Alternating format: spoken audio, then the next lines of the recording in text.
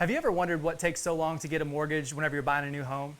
Well, today Michelle Castle and I are going to talk about that on the Unlocking Doors podcast. We're going to talk about all the behind the scenes details, and Michelle's going to give us some info on what we don't know happens whenever you buy a home. So stick around. So Michelle, whenever people go and apply for a mortgage, a lot of people think that they put their information online in y'all's application and then it's done until closing, and they think nothing happens between that and 30 days later whenever they're closing. Let's start with the home loan application. What does that look like, and just kind of take us through the process? Yeah, so you're right. It's not just like fill information out, hit submit, and you pops out a letter for you, right? Yeah. And if it did, it wouldn't be accurate. Correct. So mortgage companies they all do things a little bit different, but to get a loan approved, you have to have specific paperwork based on the application. Right. Right? So someone like yourself who is self-employed, obviously there's more paperwork that we're going to need. If someone was applying for a loan and they were employed at a major employer, been on the same job for 2 years. W-2, have a bank account that is the same bank account they've used and all their funds in one location. It could be fast and easy. Yeah. Because we're only having to verify one job and assets.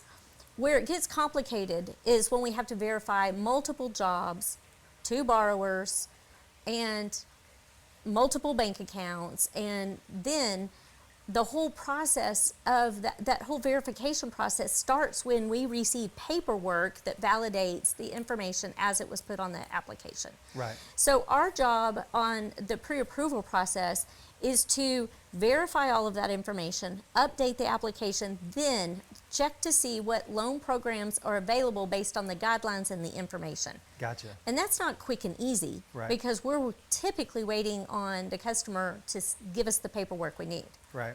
So it really starts with the mortgage application. They're getting their basic information in, and then from there, y'all are taking what they've put on there, and it just gets you more questions that the underwriters are going to eventually ask you. So what are some of the things that can hold up the mortgage process, aside from, appraisal, like things that we can't control? Right, aside the stuff from that, you can but like control. Stuff in the actual underwriting process, what can typically hold that up? Receiving the verifications. Okay. So as an example, if you worked for a business in town and we can't automatically get employment verification, we're going to be waiting on that employer to give us the information that we need in order to calculate income. Income is the one thing that takes the most amount of time verifying. So once we have 2-year history of how you've been paid, we've got to look at that history, and then we do our calculations based on that. Yeah. So most of the time it's a 24-month average, but if you've just started receiving bonus, I can't necessarily use that average. But your W-2 won't tell me if you're receiving bonus, commission, overtime, and so the employer has to break that out for us. Gotcha. So that we can do a 2-year average of all the different pays. And that's the most time-consuming part of the whole application process. A lot of mortgage companies will skip that part and just issue a letter and worry about the details later. Right. And that's where, in my experience on the real estate side, that's where buyers get super frustrated, because they're like, well, I put my application in, they said I was approved, and now we're a week before closing, and they're asking me for my, verification on my employment. Absolutely. They're asking for all these details, and there's so much other stuff going on whenever you're getting ready to move into a new home, and so there's just a lot of frustration. You might have even packed that information up. Exactly. It might be in a moving box somewhere already. Yes, absolutely. Yeah. I've heard clients that are like, well, I don't know where that's at. It's in the U-Haul, or it's in the pods, or whatever.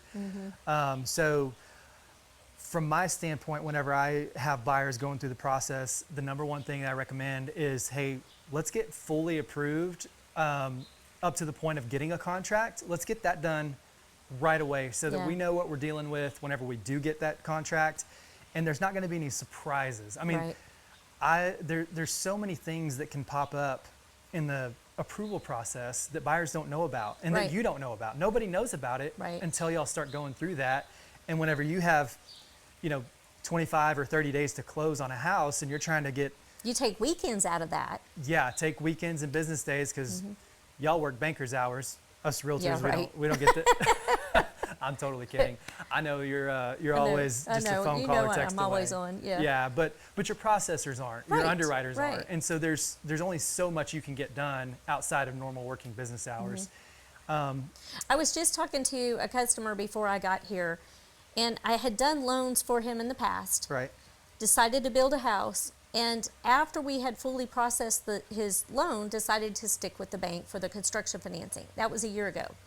Talked to him today, and they still haven't closed on that construction loan because there was something that came up at the last minute that held that up. Yeah. And so now they're paying a 9% interest rate on a construction loan, waiting to get a mortgage loan. Yeah. So that happens if the mortgage company is not taking the time to do all of their verifications at the very beginning.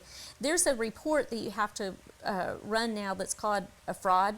It's Fraud Guard is the name of the company. Yeah. But basically, you have to run through all of the real estate agents associated with that transaction, the appraisers, the title company, the loan officers, the customers, and the sellers, all through this fraud detection software. Yeah. Well, if you wait till the last minute to run that, I mean, so there's just a lot that goes on behind the scenes that we're spending money to do all of the verifications to make sure it's done right. And so when you do find a house and a pre-approval letter is issued, real estate agents know it's going to close, it's going to fund, it's going to be okay. Right. What helps you as a real estate agent is that I can call that seller's agent and say, listen, I know you probably have some other buyers Right. with pre-approval letters, but let me tell you what's different about the letter you're holding in your hands from us. Right. And I know for sure that loan is going to close and fund unless someone does something silly like buy a car the day before closing or Right. whatever. Yeah. Well, that pretty much covers everything that I had questions about. And really, I think it answers a lot of the questions consumers have is, why is this taking so long? And the reality is it's because they didn't get all their documentation in up front. And that's something I rarely hear from your clients or our mutual clients. It's more the people that get pre-approved online with a lender out of state because they were promised a better rate, which is questionable by the time you get to closing. Absolutely. And it can always be a questionable experience too. So, and that's what I heard from the customer today. He said, I will always tell people, if you go to Michelle, it's going to get done right up front. yep. And he said, I wish I had done, and now he's ready to just sell that house, buy a new one, and move on. But Yeah. lesson learned. Lesson learned. The hard way is oftentimes the best way. Yes. The hard way up front. Do the work up front. Do the work up front. Yeah. Well, that's all we have for this episode of the Unlocking Doors podcast, where we talked about all things behind the scenes mortgage. Stick around for our next episode. We'll see you on the next one.